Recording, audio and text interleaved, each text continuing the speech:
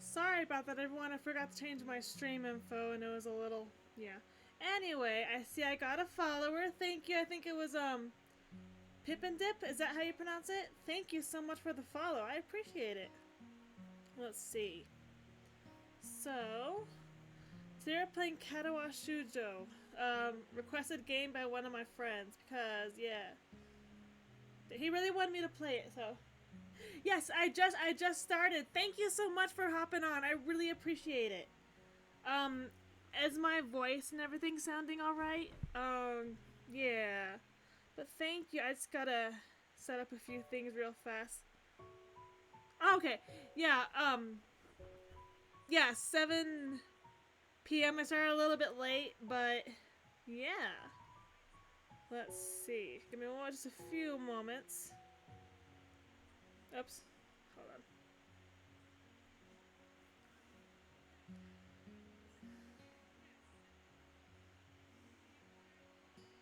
Okay.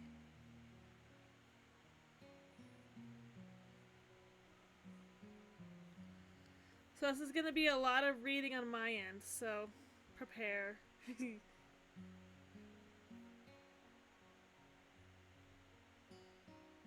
Okay, let's see. Yes, I'm so close and I'm so excited. Thank you so much. I appreciate it for your follow.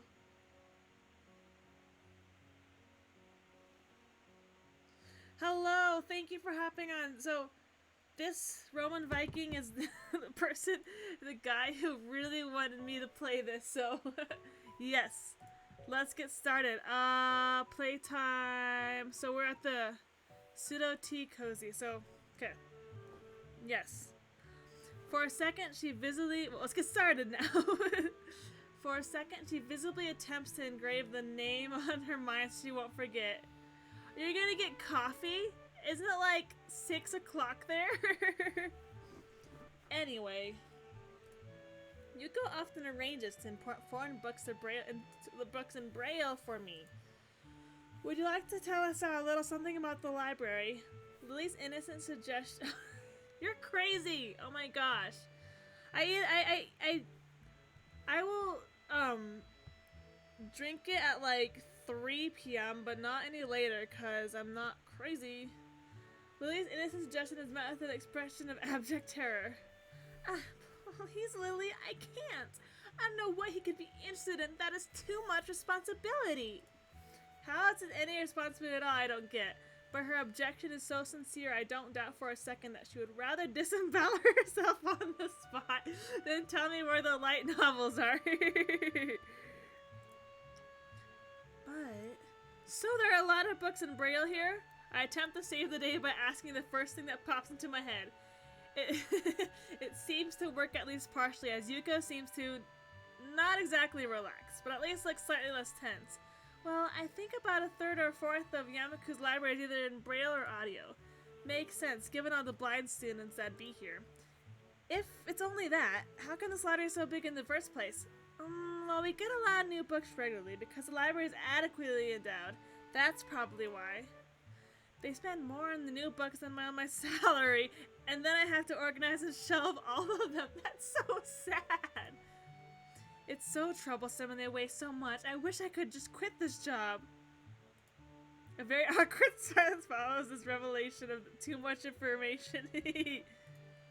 I'll go check the aisles end if you don't mind. It's probably best for all of us if she doesn't keep talking to me.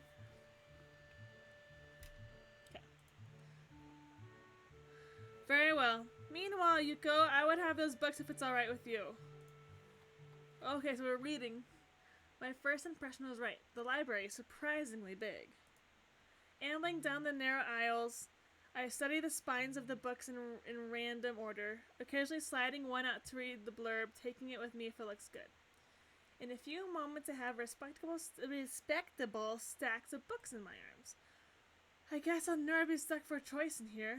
The normality of the library sinks in. Sure, there are large print and braille books scattered throughout, but it is what it is. A library. It's so quiet. What happened? It's as if the calm mood from the room I had tea with Lillian snuck with us in here. Unless it was here to begin with. No, because the music was quite loud earlier, so I don't know. Okay. Something about that puts me at ease, just like before. I reach the end of the aisle, and this lack of music's very unnerving, and find a collection of desks set up for the study or personal reading. Going a little farther, though, I discover a nice quiet corner at the back. While the rest of the library has the odd student sitting at a desk either reading or stealthily sleeping, me, the back is pretty much deserted. As I glance around, I see someone who I recognize sitting on one of the several beanbags. The cutie! Oh, I like this song. It's so cute. I know I've listened to the soundtrack a little bit, but the song's really cute. It's the dark-haired girl from my class, the one who snuck out of the costume earlier. She's reading a book, keeping it close to her face, which makes her look like she's really into it. Oh, she's so cute! From the way she was acting today, I have had her pegged as more of a delinquent than a bookworm. In fact, her mysterious disappearance from the class raises all sorts of whys in my head. Intrigue floats slowly but surely towards the surface, and before I know, I'm walking toward the mysterious long-haired girl. I guess there's no harm in introducing myself as I would with anyone else. She's a classmate after all. Walking over to another beanbag, I take a seat and lay my books beside it.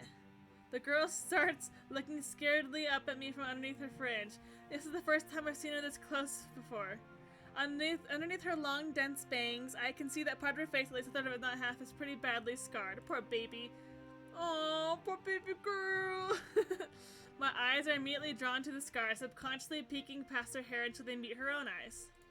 For a second, I am shocked and divert my eyes to the book in her hands, for I realize they're looking away probably only makes it worse. Oh. Oh. Okay, how am I gonna answer? I'm gonna be a nice person. Hi, I'm sorry, I didn't mean to startle you. Sorry, I didn't mean to startle you. It's okay. The girl certainly doesn't look like it's okay, but I let it slide. So, do you mind if I sit here? She seems to be very uncertain whether it's okay or not for me to sit, but she finally nods just a little. Okay, and we're going to save! Yes. Aw, so cute. Okay. I take the seat next to her, and she hides herself behind her book. Life of Pi! I freaking love that book! That's like one of my favorite books! Oh my god, it's so good! And I love the movie. The movie is beautiful. I can go on and on and on about how much I freaking love this movie and this book, but I won't. And that's very crazy that it's in it. It's so good. Anyway, so I had to go in a little, scream there. Sorry for startling you. I'm Hisao. She's reading a book that has cannibalism in it. She looks up from her book, stalling a little before replying. I know. We are in the same class. Her speech is stilted and so quiet that it's barely audible even in the still library. Somehow I think that my delinquent impression of her was wrong. Hanako.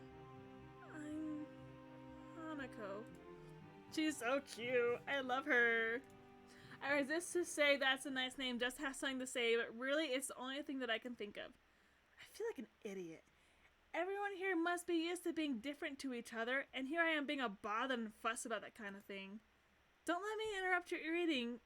Hi, you Roman Viking. So the book she's reading, is actually one of my favorite books and one of my favorite movies. So, yeah. So he said the name of the book, and it's so. If you haven't read it, I highly suggest it. Life of Pi. It's so good. I freaking love it. Anyway, I'll just check these books if you don't mind. She nods a little and sighs a little sigh of relief. So I tried to read the cover, the introductions of the books I picked up, and she buries her face in her book. Well, Life of Pi. Okay, I'm just really excited about Life of Pi. I love that book and movie so much.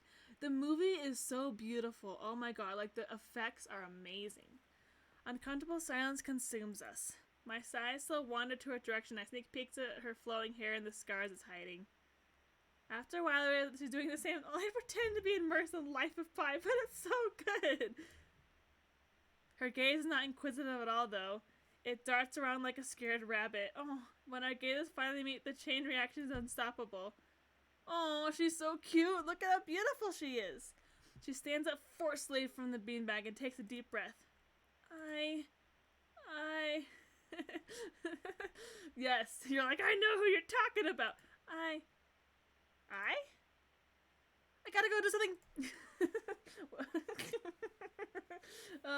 Without warning, Hanako takes off and runs towards the counter. Her hair takeoff catches me so off guard that I don't manage to go after her until she has a good head start. By the time I reach the counter, she is nowhere to be seen. Lily and Yuko are happily chatting away. Knowing that I won't be able to catch Hanako myself, ooh. Song's intense. I approach the girls. Hey, did you see or notice a girl run past here?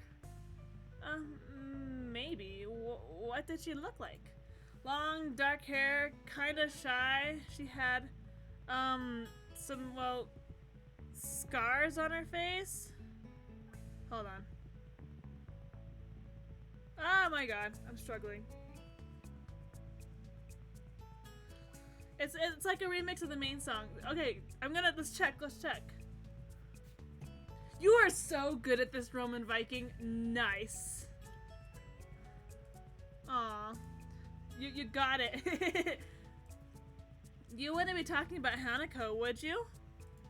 Yeah, that's her. I saw her reading and tried to talk to her, but I think I scared her off or something. Oh dear. Yuko, would you excuse me? I had better try and find her. I messed up on her voice. Let's start over. Oh dear. Yuko, would you excuse me? I had better try and find her. Sure. I'll just hold on to these until you come back. What's going on? I'm sorry, but I'll have to explain it to you some other time. Right. I'll see you later then. She's like, oh my god, she's all freaking out. Lily hastily grabs her cane and hurries out of the library, leaving me alone with Yuko. I don't think I'll ever get the hang of this place. Did I do something wrong? What did you do? Nothing! I was just looking for some books and she got this fit and ran off. The most offending thing I could think of was that I might have looked at her general direction a few times. Well, she is a very timid girl.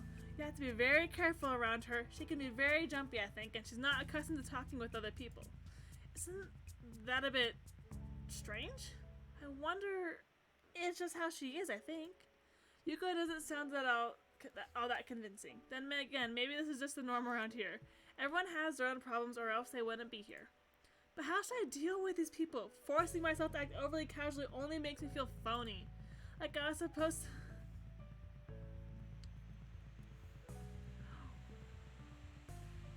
Wait, what? Wait, what happened? What happened? I want to know. Like I was supposed to be ignoring the elephant in the room. Yuko fidgets looking like she wants to say something to that, but resist it. I think it's an elephant only if you feel that way. I guess she doesn't have a good sense of self-restraint. It makes... Oh my gosh, that's... Oh. Interesting. That's hilarious. It makes me smile and she blushes heavily. What? Did that sound stupid? No, it sounded really wise. I guess you're right. It's more about me than anyone else. Neither of us has anything to add, so Yuko fills the silence by shuffling some papers around. Yuko, you're so awkward, I love you. People have papers on the desk really like doing that. Shuffling my papers, guys, shuffling my papers. Did you find any books? I should be closing soon. I mean, this library should be closing, but I have to do it. I hope that's not too inconvenient for you. That's like me talking, oh, yeah, I want some books, but I left them over there because I'll just go get them. I fetched my stack of books from beside the beanbags where Hanako and I were sitting and returned to the counter. Wow, you read a lot, don't you? I surprised myself with that too, honestly. At least when I really think about it. I am, oh my god, I just, all women are queens. I love every girl in this game. Every girl. I had a lot of free time reading earlier this year, so I just kind of started reading books to fill that time. I couldn't do much else. I see. But she doesn't really say anything else and just checks out my books for me. I realize when I read, I add words that aren't there. Really was not in that sentence. I guess this is what they call tact. Holding the library books with one arm, I trawl my pocket for the key to the door. This guy, I forgot his name. If I'm where I think I am, if I can remember correctly. A sudden sound from behind startles me, making me nearly drop the books I'm carrying, or the key that I almost managed to get into the lock. Who is it? This bro! Oh, I love the music. Oh my god. I turn around to see who is talking to me. Oh, Kenji. It's Kenji. He seems to be in a friendly mood, although the light glinting off his glasses in the dark gives him a sinister look. It's just me. That makes him pause and lick his lips nervously. Who is me? I don't know anyone called me. Are you some new guy again? His voice is suddenly strained and quick. Yes, but we met before, yesterday. I don't think so. I would only... Oh. His name is great. I remember someone who I only met yesterday. When was that? What day is it today? I tried to ignore him. Is he joking or what? Prove that we've met before. You live across the hall. You're Kenji. How do you know my name? Damn, this could only mean one of two things. Either we have met and you are telling the truth and I just can't remember, or you are a spy. He pauses. A psychic spy. His eyes are around me, trying to peek into my room, although it's hard to believe he can see anything through those thick glasses. His mood swung from friendly to manic in less than a minute. I'm not psychic. How do I know that? I'm not a mind reader. Kenji points a finger in my face damningly. Unlike you. Stop that, man. We met yesterday. What's wrong with you? I live in this room. Lies. If you think you can pass as he's sad because I'm legally blind, you are sorely mistaken. You don't even look like him. I mean, the resemblance is slim, real slim. Maybe I just... Who do you think you're kidding? I want to grab him by the shoulders and shake him. Exasperated, I can talk. Wow. I rubbed my eyes and let out a heavy sigh. Stay there. Kenji comes closer, one careful step at a time. He's like, stare. I stay still, even unless he assault me physically, although I doubt he could do much damage even if he did. Oh wait, I see it now. Damn, it really is you. Sighing again, and then once for good measure, I step backwards just in case. What's up, man? You don't look too good, I think. Something's wrong? I don't know, just had... Oh my god, he's so... Kenji's not baby. He's funny, but he's not baby. Oh my god. I don't know, just had something stupid happen to me. A few stupid things, actually, even if you discount this one. I can't get a proper touch on other people here, and I have no idea if it's because of me or because of them. I don't know why I'm telling this to Kenji. My thoughts exactly. Kenji's a little weird. It's not like we haven't had any contact either. That's that's rough, dude. Yeah, I'm sorry about calling you a psychic spy, you know, but you can never be too careful. It's a hard reality we live in. I'm slowly starting to think that Kenji isn't necessarily living in the same reality as the rest of us. You see, this is how it is, the world. There is no justice. You see, even when I lose, I win, because I don't lose the lesson. What does that even mean? It doesn't matter. He dismisses it flatly with a wave of his hands. So what happened? Why the long face? Do you have a long face? Ugh, it's nothing. I just scared some girl off accidentally. Literally, too. She actually ran away from me. It was my fault, really, I think. I'm not really used to all this yet. A girl? A cute one? Cute? She's cute. Shut up, peace out. That's a hard question. She had a nice body. Ooh, and really beautiful hair, but the face, I guess it can go either way. Oh, she was cute, hell yeah. Yeah, cute, I guess. I knew it! There are a lot of cute girls here. A shade disproportionate amount. I believe that is one of the dark secrets of the school. I tried to warn you, man, but did you listen? I don't remember any such warning. Dark secrets? Yes, dark secrets. Extremely dark. like a black hole. Having noticed that the number of girls in the school is slightly but significantly higher than the number of boys, like 60 to 40. He turns his head to the left, and stares off into the distance at nothing.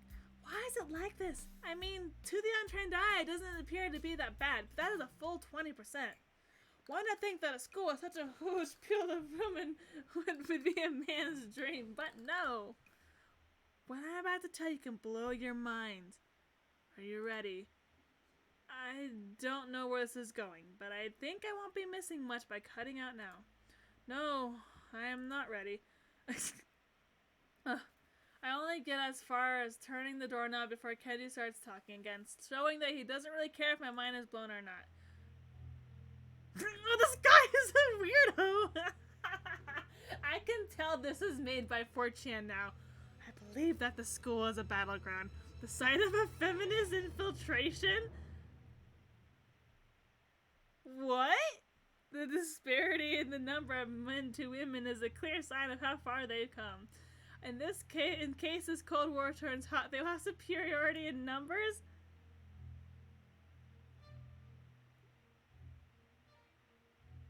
What a weirdo. Just another skirmish in the eternal war against the forces of the feminists. They're everywhere. In Japan, women outnumber men. It's not a 60 to 40 split, but it's only a matter of time, man. Who is this guy and why is he so weird?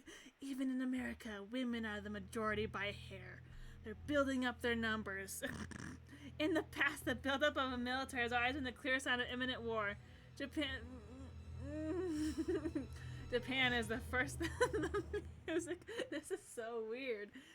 Oh, my thing just flipped out. Japan is the first step. Our economy is badass, and the country itself is small and isolated, yet a huge part of the Pacific in terms of political value. Bro, I'm just a person. The perfect target. They are so cunning, as expected of women. Soon the day will come when... Kenji's voice trails off ominously. That's what... That's why you can't trust them. They will string you along and then kill you just as they killed me. You'll end up just like me. Oh, hell no. I can't stop myself from blurting it out. Hey, what the hell does that mean? You said it, not me. It's the best I can think of. What is that? I am a woman. So you're not supposed to say something like that? Damn, so rude. This guy's so weird. Where was I? Oh yeah, a vast feminist conspiracy. Stop it! Stop! I lost you way back there somewhere. Somewhere around about feminist infiltration. Too hard to follow? It's cool. I have some graphs and stuff in my room and puppets. You like puppets? No puppets. You don't like puppets, okay? Graphs are so cool though, right? He speaks energetically, responding almost before I'm done talking, moving his hands in an animated way as he continues to rant on.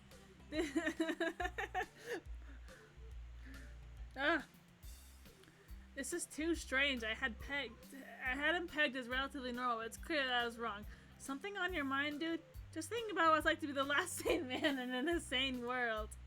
Kenji frowns, looking deeply upset. You mean that's you? That can't be, because I'm the last sane man in an insane world. That is my dream. You can't just steal a man's dream. What the hell? There can't be two last sane men. It would invalidate the whole last part. And that part is kind of important. There can only be one, like in that foreign movie where there could only be one, and in the end there's only one left, because that was the point. I had never seen anyone talk so heatedly and so defensively about absolutely nothing before. Anyway, if you wait here, I can get my graphs. I also have a list of the other dark and conspiracy the school holds us tangled as. Quick, finish my analogy for me. Be a pal. I'm going to bed now. It's extremely late. It doesn't sound like an analogy, but whatever. I like you. You seem like a cool dude. I don't like you. You're freaking weird. And I say that in the least respectful way possible. Most people don't understand what I'm talking about when I try to explain the vast feminist conspiracy to them. Denial is a terrible thing. Later. He claps me on the back and then vanishes into his room so quickly and quietly. It's like he didn't even open the door, but instead walked right through it like a ghost. I don't know if I can fully digest what happened. So I get up and just go to my room, kicking off my shoes before falling face first into bed. Bro, what are you talking about? It takes me some time to relax and get up so I can get started on homework. Ew. It's because the sheets are cool and comforting against my cheeks, and it feels good just lying there with my eyes closed. This school is like some kind of bizarre and surreal island. It's isolated on top of a mountain, and each person is stranger than the last. I just can't seem to fit in. Bro, it's like your second day. What irony, one would think that fitting in the place that's made for people who are unfit for anywhere else would be easy. Maybe I'm trying too hard. Although I say that, it doesn't help take the edge off, and the words are left echoing off my empty walls. I guess it's not as bad as I expected, though. This place really is more school than less a hospital pretending it's a school than I thought it would be. Ooh, okay, that was rough. If nothing else, the scenery is beautiful. I open one eye, seeing the school books and bottles of pills arranged side by side on my desktop. Maybe this place is too much like a normal school after all. Yeah, go to sleep. Kenji, I don't. Katawa Shoujo. Ooh. I feel very tired this morning, probably because yesterday itself was a very tiring day. On top of that, I woke up. Kenji is tiring. Kenji is a freaking weirdo. What's wrong with him? I mean, I know I say that like, I don't know. I woke up far earlier than necessary. After saying hi to Shizune and Misha, I started doing the work as instructed from the board. It already looks like today is going to be heavy. I don't have a problem with that now, though. Shizune and Misha might jump on me trying to get an answer about whether or not I decided to join the student council, even if it's just one day. I wouldn't put it past them to try. I don't have an answer for them if they do. So the situation is convenient for me. About 10 minutes. Oh, Hanako. Aww. About 10 minutes into class, Hanako walks in and takes a seat, but no one looks at her. The teacher doesn't even comment on her lateness. He does, however, stop us to say that we're going to break into groups again. I turn my head. I turn my head and see that Shizune and Misha are looking at me. Shizune gives me a smile that is equal parts cute and menacing. This is a smile that says, "We have you now. There is no escape." Hee-chan! It looks like we're together again! Yay, yay! Misha leans. Oh, they're getting close. Misha leans sideways while Shizune pushes her desk closer to mine. There's really no escape now unless I were to jump through the window. Jumping out the window isn't the best option, sadly. What's wrong, Hee-chan? Oh, Hee-chan, have you been thinking about what you said yesterday? You said that you were thinking about joining the student council, didn't you? It's okay, Hee-chan. We're talking about it after you left, and it'd be rude to expect you to already have an answer for us this early, right? Right. I'm so happy you two are able to laugh at my expense. And even more pleased to know that you both know how crazy the two of you can be. Now that that's over, Shizune snaps back into serious mode and smacks today's assignment, BAM! With the back of her hand in an overdramatic important way. BAM BAM! When I actually look at the stuff, it's mostly just reading. In fact, there are only two problems. I almost want to say something about how her rush to get started seems a bit much, considering the small amount of work. In fact, Shizune probably knows how little there is and simply doesn't care. Yeah, seems like the workload doesn't matter to her as much as the fact that there is work. But the actual amount is unimportant. She approaches everything with the same level of ambition. Oh, baby. Well, I think I like Hanako so far. I mean, Lily is really cute, but they're also cute. While I'm reading, I let my eyes wander around the room and catch Hanako trying her hand at solving the problems. It looks like she's working alone, baby! I can't remember her seeing working with other people before.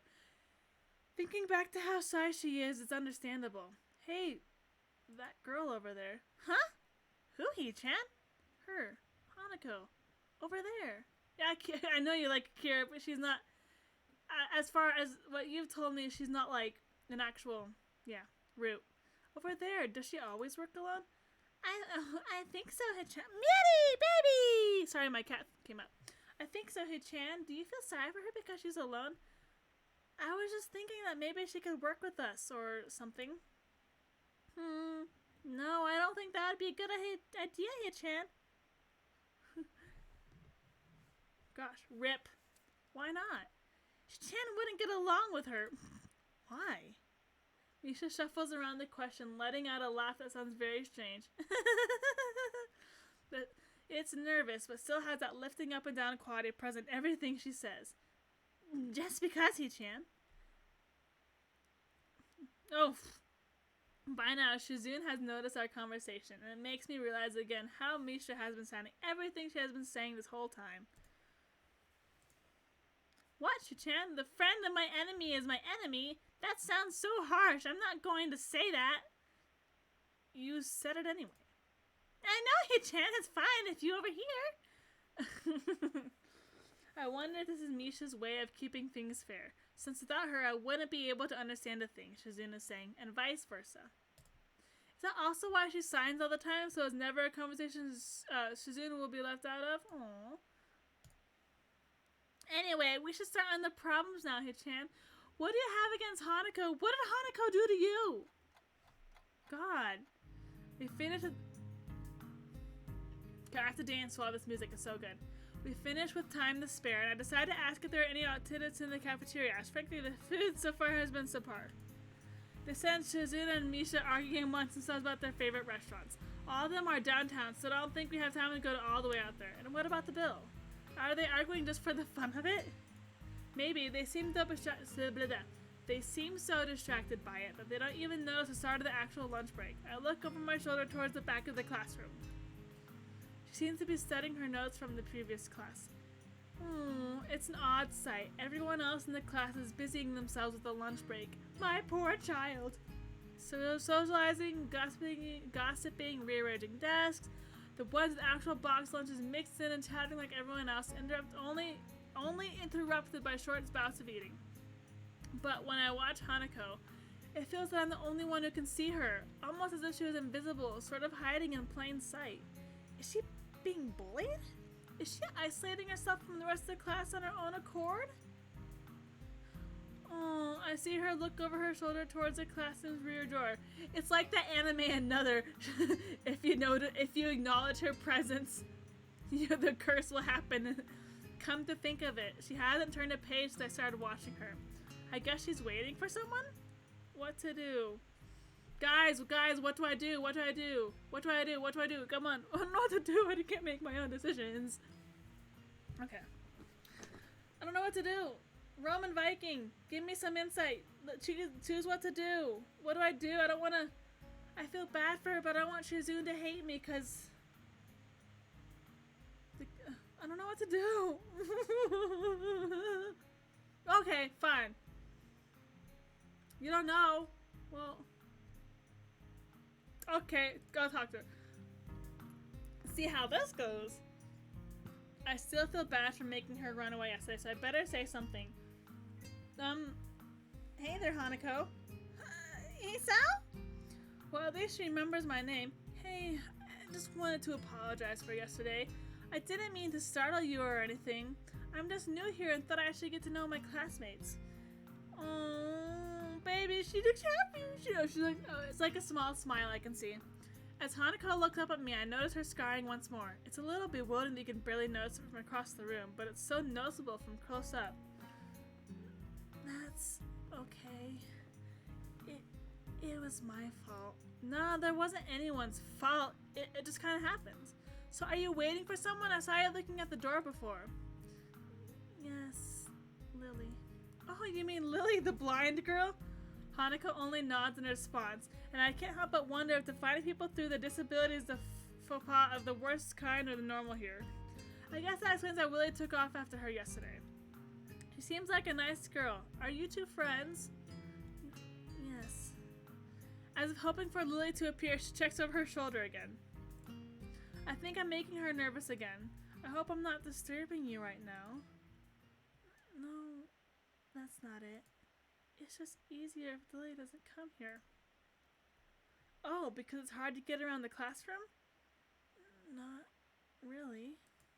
Hanako's gaze drifts past my shoulder and towards Shizune. Shizune? Hanako nods again.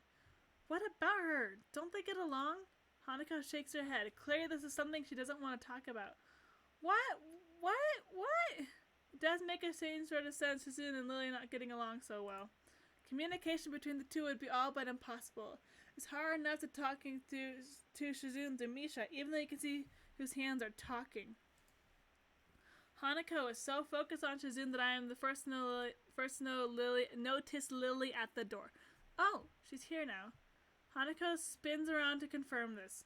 Upon seeing Lily, she moves quickly to the door. Lily. Ah, Hanako, good morning. Is the president here? Yes. Hanako glances over her shoulder at Shizune again, as if to confirm she can't hear them even though that's impossible. I suppose it'd best be off then. Lily's sigh and tone of what seems like frustration. Huckstuff! I'm good, how are you? Thank you for joining! I know you're out of town, so if you can't stay long, then don't feel bad. I want you to enjoy yourself where you are. Lily's sigh and tone of what seems like frustration makes me raise an eyebrow. I guess there's some sort of enmity between the two. It's intriguing, but that's not really something I'd ask about. I'm sure if they— Mitty, you're underneath my foot, you little baby. Huckstuff probably would like this game. I'm sure if they wanted me to know, they would tell me. It's only my 3rd day here. I should be trying to make friends, not finding out why people are enemies. Still, it's a little funny to find out that the school has little feuds, just like my old high school. Even if people are more tolerant of others, they're still going to get on each other's nerves. Hey Lily, how are things? I'm sorry I made you run off yesterday. Oh my, is that Hisao? I didn't realize you were here. It seems that Lily is a little embarrassed about being so frank in front of me. Sorry, Lily. I thought you realized. No, it's alright, Hanako. Hisao, please don't worry about yesterday. It was just a misunderstanding. If you say so, I'm still working this place out. Well then, I think you'll find most people here are a lot more forgiving than elsewhere. If you're feeling a little confused, please don't be afraid to ask questions. Sure, I'll remember that. Lily? Lily gives a small nod of acknowledgement. I'm sorry, Hisao, but we must be off. Hanako doesn't really look that all comfortable here right now, and Lily still seems a little embarrassed. I wonder if my apologies really made an impact. Mind if I accompany you two? I know I'm kind of pushing it, but Lily hums quietly, still smiling. I'm sure that we could accommodate you, can't we, Hanako? She looks at Lily, then at me, then she freezes wide-eyed. Sure. Well then, shall we go?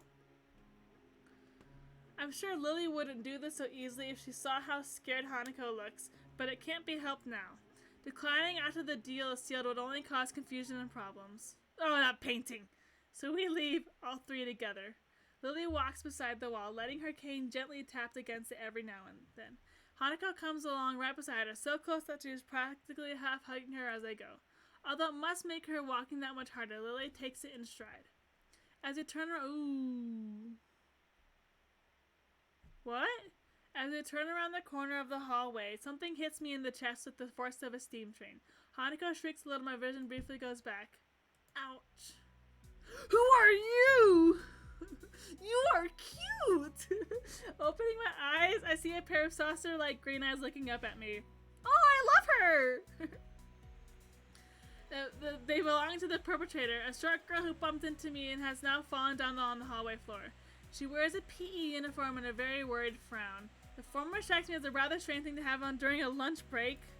More striking than that, though, is she doesn't have legs. Or does she? Or she does, but they are not flesh and bone. Her pale and very much flesh-like and bone thighs, and in shins and feet made of some black metallic or plastic-like material. They look disturbingly artificial and unnatural. It almost makes me forget that my chest is hurting. Don't die, bro.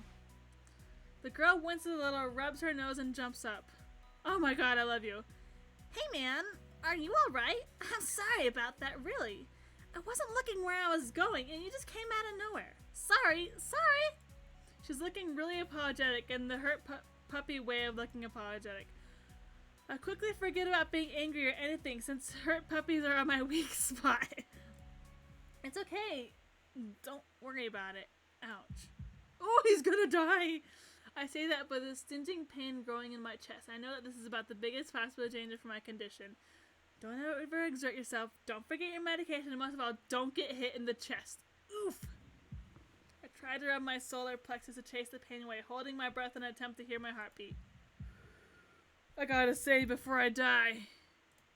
Ooh, this is intense. I'm gonna die. Seems normal. Hey, should I get a nurse? Well, what are you wearing? You're wearing like panties. The worried, high-pitched voice of the girl snaps me out of it. I stare at her for a few seconds, dumbfounded. And until I realized that I probably looked worse off than I really was, doubling over myself and looking all tense. Damn, I'm overly worried about my heart. No need, I'm fine. Okay, but like, I don't know. It's because I love girls, but you know, man, I need to say something in response. I pull myself upright, feeling my sore ribs one last time, and take a deep breath. There is, you know, there is 18 plus in this game, even though I have it turned off. She just knocked the wind out of me, big time, but it's nothing more than that. You sure you're okay? I hit you pretty hard. She's so cute. It's okay. I said I was fine, and nothing's broken. No harm done. That's good. Hasao, what happened? She's not quite up to speed for obvious reasons. Okay, cool. But she sounds very worried. More than the situation deserves, really. Someone just bumped into me. Nothing serious. Just winded. Sorry. It's my fault. I was just going to get some stuff and I was in kind of a hurry. That's someone. Emmy? Oh, that someone here is Emmy, isn't it? The little girl coughs quietly and shuffles her plastic or metallic feet, looking down at them before saying anything. Hi, Lily. Hanako. I guess the girls know each other. Do please try to be more careful. You might be sturdy enough to endure these sorts of accidents, but there are people who aren't. The girl blushes. She's so cute. I really like her. The girl blushes and starts to fidget nervously, like a little child caught misbehaving. It's so cute. I find myself smiling. I know that. I was just. I gotta go. Teacher will have my head. I promised help with print tests, but I went running instead. Sorry, but I've got a chain and everything. Oh, I love you. Before any of us can say a thing, Emmy has already bolted away, leaving the hallway eerily quiet. Does that kind of thing happen often around here? There are more rules in Yamaku than usual for running in corridors. But that rarely stops Emmy, it seems. She shakes her head weakly and offers a slight, composed smile. I don't think there's anything we can do to stop her, I'm afraid. Shall I be off then? Lily heads off along the hallway and Hanako hurries after her. I love Emmy. She's so cute. The route to the room. I'm trying to figure out a good voice for her, but the route to the room the two use for tea is fairly simple to retrace, being still fresh in my mind from yesterday. Lily and Hanako quickly go about the business of making lunch. Before I can even open my small bag of food, Lily's busying herself with her thermos and tea bags as Hanako is setting up both their lunch boxes. I like the song. What's the song called? Called Raindrops and Puddles. How cute. It's really cute. So, is this what you meant by coming here almost every day? Yes, Hanako and I usually have lunch here. It suits both of us, so I end up using this room regularly. After seeing Hanako's reaction to me over the past couple of days, I can understand why that is a boon. That and Lily being able to get some quiet away from her class as well. I take my seat last after Lily's poured the tea for both of us and sits down. Aww. The more time I spend with these two girls, the more I think they're a perfect foil to Misha and Shizune. Even without a voice, Shizune is direct and brash, and Misha seems to get along with everyone. On the other hand, Lily is soft-spoken and relaxed, so Hanako seems to be the shyest girl I've ever met. So, how are you faring in Yamaku? Hasao? Excuse me, you seemed a bit flustered before. Apart from getting lost every now and again and being crash-tackled outside of my classroom, fine, I guess. You looked pretty hurt before. Are you really okay? For a brief moment, I considered telling Hanako and Lily about my condition, but then I hold it back. I can't tell why, but for some reason I feel uncomfortable about talking about it to these relative strangers, even if they have been pretty friendly. I talk too fast and my words like blur together. Oh, I like the song a lot. Yeah, it's nothing. I was just a bit startled. He looks so serious. He's all... Okay. Judging from the two girls' expressions, I don't think they're buying it. But in what I assume is their way of expecting my privacy, they don't press the matter. I guess that is one of the unwritten rules on here. Don't ask. Even if people's conditions are obvious, like Hanako's, there's still bound to be a story involved. Everyone has things they don't feel comfortable speaking about, and I think everyone here recognizes that. So, how long have you been in the school? You both seem to know your way around pretty well. Well, I've been here since the start of high school, but only moved in the dormitories a year ago. Hanako joined at the start of high school as well, and moved to the dormitories when she did, if memory serves me right. That's right. Since high school. So you've known each other since then? Since I moved, yes. Hanako lives next door to me, so it's only natural, right? Right. Yeah, of course. Living next to someone is probably reason enough to befriend them, though I'm guessing that Lily's blindness plays a part in it as well.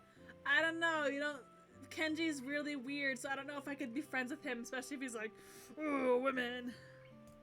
I can't imagine Hanako easily making friends with someone who has to deliberately avoid looking at her scars. With the immediate conversation dried up, we start to eat our lunch. Clap, clap, clap. It isn't long before the bells are signaling the end of the break. Like me, the girls pack up the lunches as officially as they can set them out. I guess I'd better be off. Are you going to go with Hisao, Hanako? Hanako looks at me, and for a second I can see that she's considering skipping class, maybe just to avoid walking to the classroom with me. Yes. I don't know what to think of it. Hanako really is delicate to the point of breaking if looked at in the wrong way. It makes me a bit nervous too, but I push the feeling aside, trying to be as natural as I can. We should hurry then. Class has already started by the sound of it. Lily gives a nod of farewell as she bends down to take her cane, Hanako and I filing out before her. We walk quickly down the empty halls to our respective classes. As we reach the door to Lily's 3-2 classroom, she turns toward me. Hisao, thank you for sharing lunch with us today. My pleasure, Lily. And with that, we part ways, Lily entering her classroom and leaving Hanako and me to make off to our own. She's still looking like she wants to run away. So, do you really want to go back to class now? Yes. Okay, then. I feel like I should say something more to her. No, don't! I hate it! It's awful! But it's hard to come up with anything that would be appropriate and safe enough. And Lily was right. The more time we spend out here, the more explaining we have to do. Out there. Here, whatever. I open the door to the rear class and walk in. The teacher looks up at me and opens his mouth to say something. However, as Hanako follows me in and closes the door, he simply nods to us and continues his lecture. This is the third time that Hanako has had her truancy practically ignored. There's definitely something going on here. We make our way to our seats, and I notice that Misha and Shoujo, what's going on, are both missing as well. I wonder if it's some sort of informal. Hello, thank you for lurking. I wonder if it's some form of informal agreement with the staff, or if it's a perk afforded to the unique students of the school. Trying to make as little disturbance as I can, I extract the relevant textbooks from my bag and start catching up. The class goes on quietly. The teacher seems like an okay person despite the weird first impression I got, and the material is relatively interesting. However, the way he teaches is really bizarre. It's as if he expects that everyone is a natural genius. When the final bell sounds, there's still a lot of time left in the day, and I'm left wondering what to do. It's odd. At the hospital, I have 24 hours a day of free time, but here, filling the considerably shorter hours feels difficult. Everyone else leaves, and I'm left alone with the teacher. Ritu is examining the assignment sheets we were working on earlier, marking them with a red ball pen. Raising his eyes from his papers briefly, he notices me and furrows his brow. What is it, Nakai? I jump at him addressing me, but I guess it's natural to spark some conversation since there's nobody else around. Boom. Boom. Nothing. Thinking about what I'd do after school. Teacher slowly puts on the cap of his pen that he's holding and rearranges his papers into a stack, clacking it against the desk twice. He seems very methodical, and for a brief moment I'm reminded of Suzune, but the teacher is more unhurried and relaxed, much more routine. You have no plans? No, I considered joining a club, but don't know what kind of club would interest me. Go observe a meeting at someone else's club. Might pique your interest. I guess. I don't know how to continue from there. But Two looks at me in a way he's like, I'm judging. looks at me in a way that makes me quickly want to take the words back to avoid a conversation. But I can't, so I have to forge ahead. I just don't know how to deal with people. I mean, the other students. I'm talking to people and everything, so it's not that I'd be isolated or anything. I just don't know what to think about the disabilities. It's like, it feels that like I'm being impolite if I pay attention to them, and it's weird to ignore them. Damned if I do, damned if I don't. Teacher scratches his cheek absentmindedly, looking very unresponsive. These things are only an issue if you make them one. You can talk normally with someone even if they are blind or something. Try to look behind the superficial. There's not a single kid here who isn't just a normal kid behind whatever they might seem at first glance. He says the same thing as Yuko did. I know they're right, but it's hard. How can you not consider, for example, Shizun's deafness when the only way to communicate with her is to talk to Misha? Or Hanako. It's not like you can ignore her face. But... Ooh. I'm interrupted by the door of the classroom suddenly slamming open. Teacher! Like how like big she's like kind of big compared to, like her face is so much bigger than his is. Misha crashes in, her hand straight and enthusiastic greeting, her voice loud and lively enough to wake the dead from their graves. She strides toward the teacher's desk with her bouncing step, hands energetically swinging with the rhythm. Thick face. Mutu, however, visibly dismayed at the interruption, Misha in general slumps in his chair. Mikado. Misha stops in her tracks and looks around closely as if she's sensing from his tone that something's wrong but has no idea what. Yes? We have talked about volume control before. Yes! But she doesn't lower her voice at all and the teacher just rubs his eyes. So, what is it? We need help! We are running out of supplies for the festival stands! This is a distress! She waves a pink slip of paper she's holding around. So, go get more supplies from the art room. What's the problem with that? Plywood! Plywood is always the problem! Last time we wanted more, there's only a little, but that time we just took it all and went with that. Now there's like none left there, so do you know where there's some? I don't understand. How would I know? Chan, I mean, the president thought that a teacher would know if there's a plywood. Was she wrong? Matu looks like he is in great pain, frowning with his entire essence, and Misha doesn't get it at all. He's so done with her. Looking at the two of them communicate is terrible, looking like a man being tortured by drilling his skull open while blasting pop music at full volume at the same time. I am afraid I have no idea if there's any plywood in the school. I don't know where it would be if there was any. What should I do? Perhaps try to find Mr. Nomiya. I'm sure he would know where to find everything you need. You have to pry them from his cold, dead hands. But that's a different matter. I don't have the time! We're so busy! She holds her head with both of her hands, looking as despairing as it's possible for a person like her. Without even noticing, she crumples the note she's holding against her hair. I shouldn't even be fetching these things! There's so much to do, we're falling behind the schedule! Matu looks at her gravely and suddenly smiles. Smiling doesn't really fit his face. I think it'd be better if he did it. I wonder if you could get some temporary help? He switches to stare at me focusedly with a hard expression as if trying to say, go make some friends. I guess I can give you a hand. You can't? Thanks, Chan! You are really nice! She pauses, does a double take, and then points me with a finger, yelling, ah! Looking very puzzled. Come to think of it, what's Chan doing here? Class is over, you should be having fun! We just had a little chat. Oh no, it's not detention, is it? Are you in trouble, Hichan? No, I'm not. Is Hichan in trouble, teacher? No, he's not. Matu sighs deeply, and I feel that I have to help Misha to get her off the teacher's back. So what do you need? Here's a list. I can try to find the plywood from somewhere if it's not in the art room. She offers me the note she's holding, and I take it, hesitating a bit. I said I'd help you, but this has no implications of whether I'm joining the council or not. Aww. Still, thanks, Chan. Try to be quick, as we are in a stall building streak now. We must hurry! She bounces out of the classroom, leaving me and the teacher looking at each other with something that feels like a silent agreement. Epic scene coming! Ooh, I'm excited. Well, there you have it, Nakai. You have something to do now. Please don't sound so smug. Looking at the list of the number of items ranging from paint to plywood, all written with small neat handwriting, and undoubtedly Shizun's. Misha's probably like, I heave a sigh. I'll be going then. Waving the long list limply at the teacher, I exit to the hallway. What epic scene is coming? I'm excited. The classroom closest to ours are designated belonging to classes 3-1 and 3-2 on the right side and 3-4 on the left side, each door looking exactly the same. Farther down the corridor, still with identical doors, are rooms I didn't think were used for classes. I guess the art room is not a classroom as such. I carefully push open the farthest door and peek in. It's a classroom, but it seems rather badly kept or not unused. Am I in the right place? Desk and new character. Ooh! Let me see if I like him.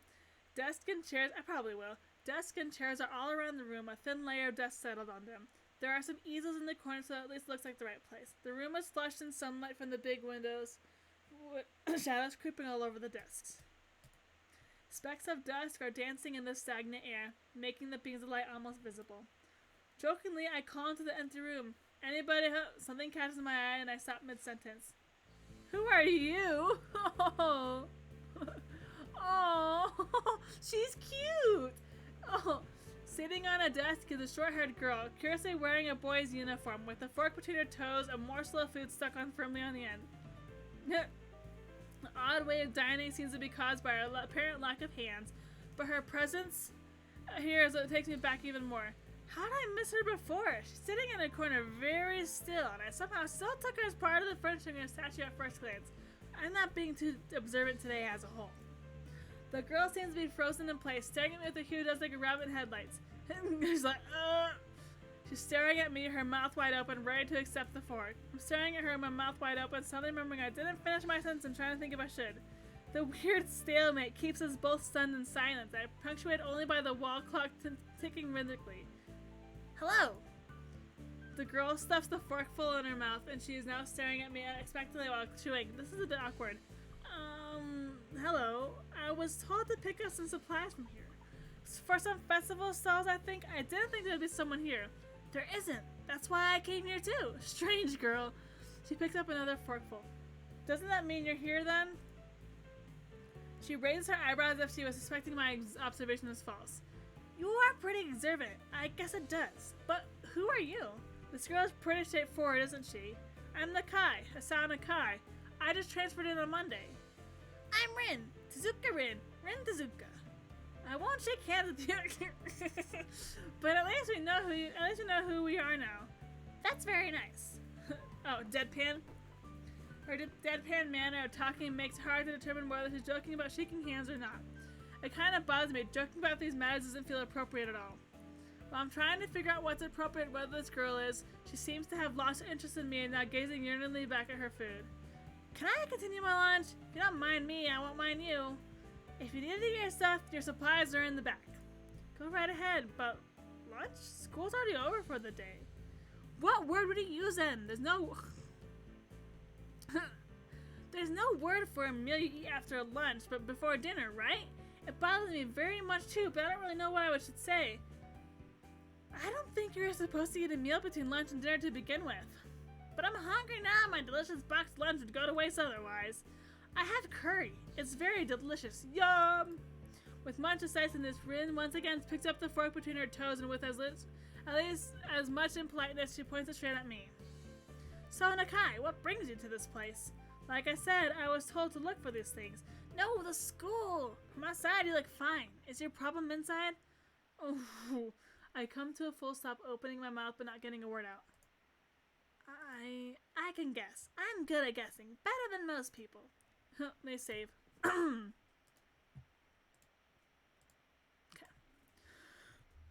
Rin cuts me off before I could answer her question or skirt around it somehow. I don't know which way I would have done.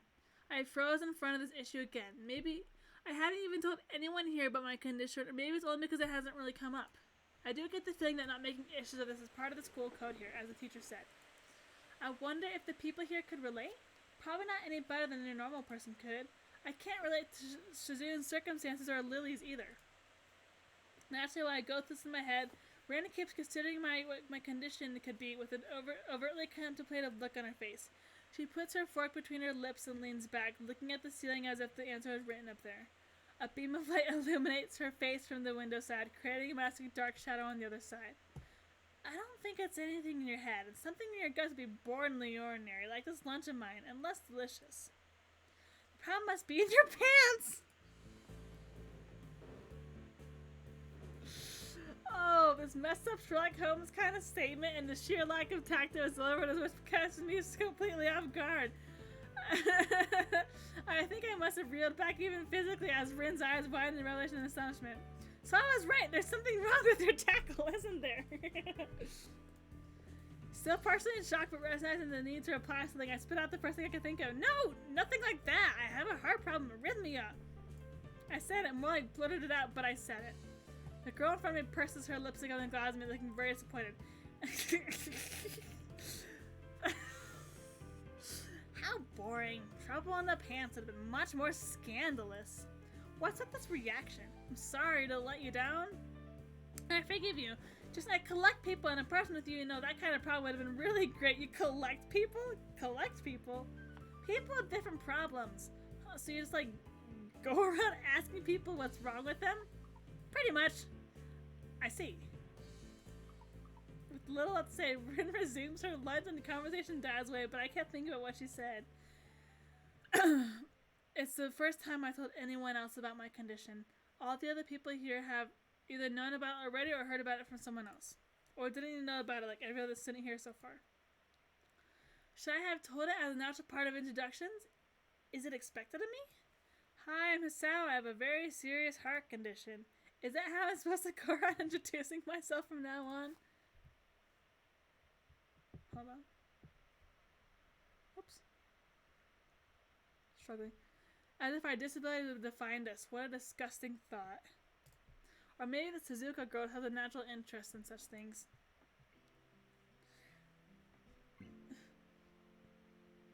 Excuse me. As I walked to the back of the room to pick up the items on Misha's list, a chance opens a steady Rin from the corner of my eye. Her hair is a burnt auburn, almost orange, and cropped short. Long hair would probably be impossible with no arms. The boys' uniforms and the lack of arms make her look thin, almost scrawny. It's not particularly pretty except for her murky green eyes, which flicker restlessly from below her sharp bangs, even when she eats. The distance and shadows make it seem like they don't reflect sunlight at all, but instead absorbs all of it with the deep wells.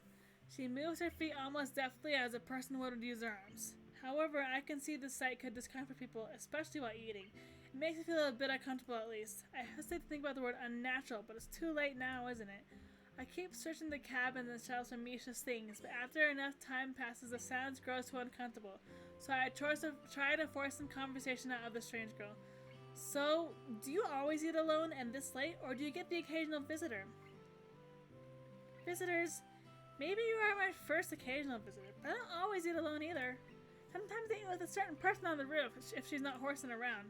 Horsing? She likes to do sports. Oh, and that's all I can think of to say. Is it Emmy?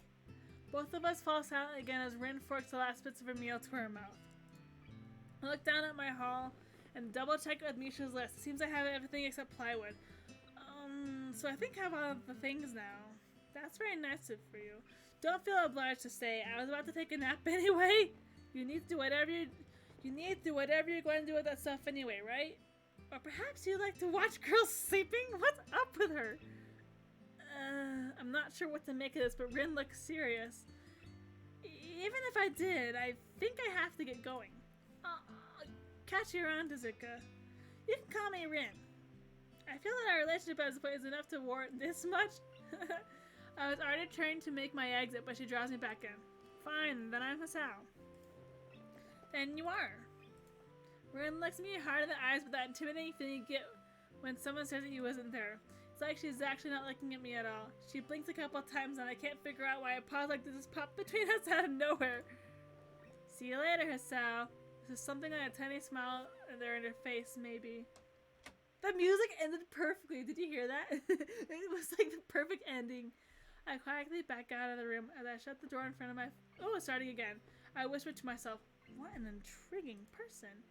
I heard that! What did you hear? I jump at the sudden appearance of Misha, who I had not heard approaching despite the completely empty hallway. Somehow she had gone the jumping distance of me without making a sound. Creepy. It briefly reminds me of Kenji's nutty theory about a global feminist conspiracy, but I pushed that thought aside. Shizune, standing slightly beside Misha, looks aloof, but she couldn't have heard the remark that drew Misha's attention, but Misha is visibly excited. No, wait! More importantly, who isn't there? There's no club meetings today. She tries to curiously peek past me, even though the door prevents her from seeing anyone anyway. What are you doing here? It took so long that we had to come back and check what's wrong. That's no good, Hachan. She wags her finger at me scoldingly. I found plywood, but everything else is still missing because you are tardy. Oh, sorry. I got the things in there. We're just going to bring them. I think you were up to some mischief, Hachan. Who was in there with you, I wonder? Look how angry she looked. She's like, Misha signs something quickly to Shizune, pointing at her own ear a couple times. Shizune immediately pushes away past me and opens the door into the classroom I just left. I can only imagine the shock she's experiencing. With Shizune's diligence and attitude, the insolence of daring to deface school property by sleeping on top of it must be too much to bear. And indeed, she stares at Rin, frozen in place apart from the sight, but noticeable trembling of her shoulders from suppressing rage, I'm sure. Instead of blowing up, Shizune just takes a few deep breaths, adjusts her glasses, and slams the door shut, turning to sign fiercely at Misha. Maybe she did blow up, but I can't understand it. She looks so mad. Look at her. She shoots a very loaded stare at me too, as if it was somehow my fault that Rin is sleeping on one of the tables. I hope she's not getting any funny ideas about the reason of my tardiness. Hello. Rin's voice comes from the other side of the door, and it takes a few eye blinks to realize she might have trouble opening it. I find the door to find Rin directly behind it, looking at us with a half-interested, half-sleepy face. Hello. Miss Tezuka, what do you think you were doing? You absolutely are not permitted to use school property for such, disgraceful activity. It sure was suddenly very crowded here. I didn't know it was this popular. It's hard to say whether she's happy or unhappy about this turn of events. At any rate, she ignores Shizune/Misha's scoldings. They have no choice but to drop the issue. Shizune taps Misha's shoulder, points at Rin, and makes some quick signs. Popularity aside, please don't do that anymore. Anyway, how's your project going? Will it be done for the festival? Rin looks at them blankly, apparently at ease under the pressure Shizune's cold stare is putting on her. I keep wondering about that myself too. And? Well, think about it harder. As Misha signs her reply to Shizune, her face turns to an unsatisfied frown. Angry. Miss Tezuka, please try to take this seriously. It'll be a disaster if the wall looks like someone threw up their lunch onto it. Rin nods assertively. We'll think more seriously. Misha actually giggles at that, but Shizune doesn't, not after the translation. She just shakes her head, takes the materials from me, and takes off with Misha in tow. Rin frowns thoughtfully as she looks after the retreating student council duo. How rude. It's true though, I must finish my project before the weekend. There'll be dire consequences if I don't. The end of the world as we know it. Like weekends usually are, but more dire. Much more dire. Maybe I'll postpone my nap to the unforeseen future. I'm about to ask what project she has and what these apocalyptic consequences, but she walks back into our classroom and I need some water, so hold on. Since you had nothing to do, would you give me a hand?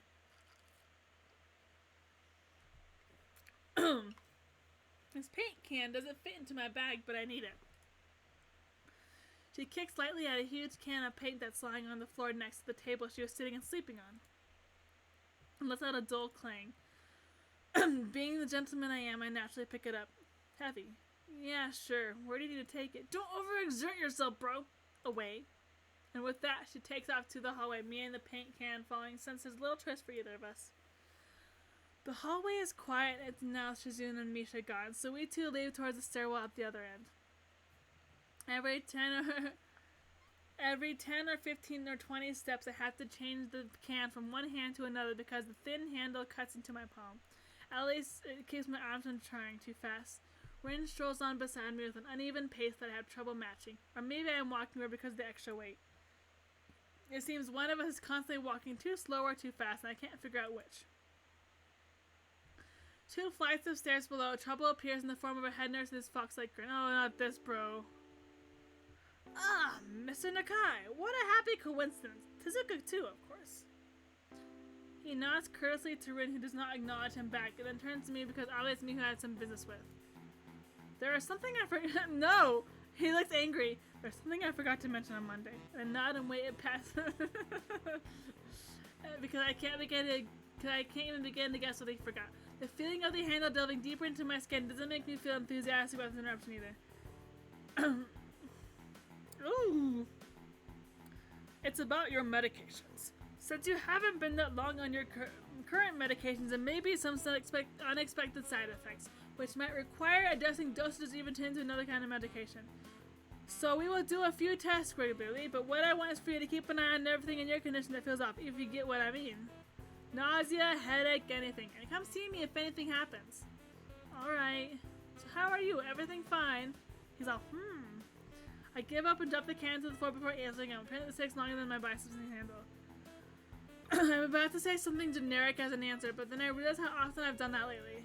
Other people have asked me that too. Teachers and students here, my parents, visitors, nurses, doctors at the hospital. Everyone seems to be concerned about that. It's natural for a hospital, not so much for a school. Except this school. This is a small school, and both the student base and the faculty seem to be very tightly knit.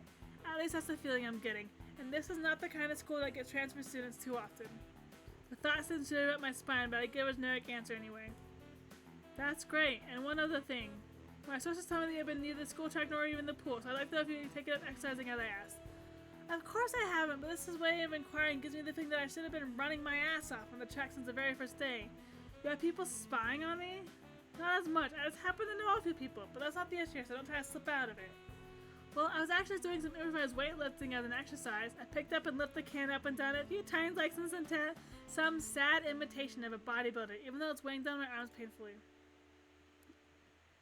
The stupid grin disappears from his face for a second, then he comes back like it was never gone. Tezuka, would you give us a second? Oh. When I told you to exercise, I wasn't joking. I understand that you are still in your first week and all, but please don't ignore the importance of this. The reason I'm coming down this hard is because the habits are not easy to form. The more you slip and postpone, the harder it'll be. It's the same with everything, like dieting. Can you promise me to be more serious about this from now on? I'll say yes. Yeah, I promise, definitely. Bro, he studies me for a moment and then shrugs, smiling again. Okay, that's more like it. If you go to the school I did a silly voice for him. If you go to the school track tomorrow morning, you'll meet my spy, who probably has no qualms offering consultation to you if you want to go jog a bit. Consultation? See you around. He leaves with a wave of his hand and no answer, and I walk to Rin, who has been waiting, idly leaning against the hallway wall and staring at the pale lighting fixtures in the ceiling. Even when I approach, she doesn't move her eyes off them. Are you getting medications for your heart thingy? Were you listening? It comes out more accusatory than I intended, accidentally lashing on her. But even though I don't really want to start talking about it, I just met her. I don't know her. It's not her business. The nurse seems to be happily ignorant about confidentiality too, talking about that kind of thing in public. But it's not Rin's fault, is it? I look up to her, suddenly feeling a bit guilty, but Rin is just staring past my shoulder quizzically, her head tilted like a bird's. Sigh. I don't know why this is so hard for me. It feels like there's some inexplicable lock that prevents me from being more upfront about this. Yeah, therefore my heart. Will they make you better? No, not really. They just make me a little less worse. Rena keeps looking at me for a while longer, and she neither says anything further nor displays any kind of emotion I could discern. I'm thankful that she doesn't. I think I'm still not quite used to all this. At the hospital it was easy, but I still haven't started my feelings about having to live a normal life with this disability. Okay guys, I'm actually really freaking tired, so I might call it a night. Oh my god. Sorry, Roman Viking, that I'm not on longer. My voice is getting kind of hoarse even though I've been drinking water, but... Okay, I'm okay. But, yeah, I'm going to save. We'll save here. But yeah, I'm really enjoying this game so far, and I thank everyone who has decided to watch me. So on Sunday I'll probably be playing Chris Tales, even though I got really frustrated with that game last time. So we'll see what happens. But yeah, I'm gonna call it a night because I got work tomorrow. But yeah, everyone, thank you so much for watching.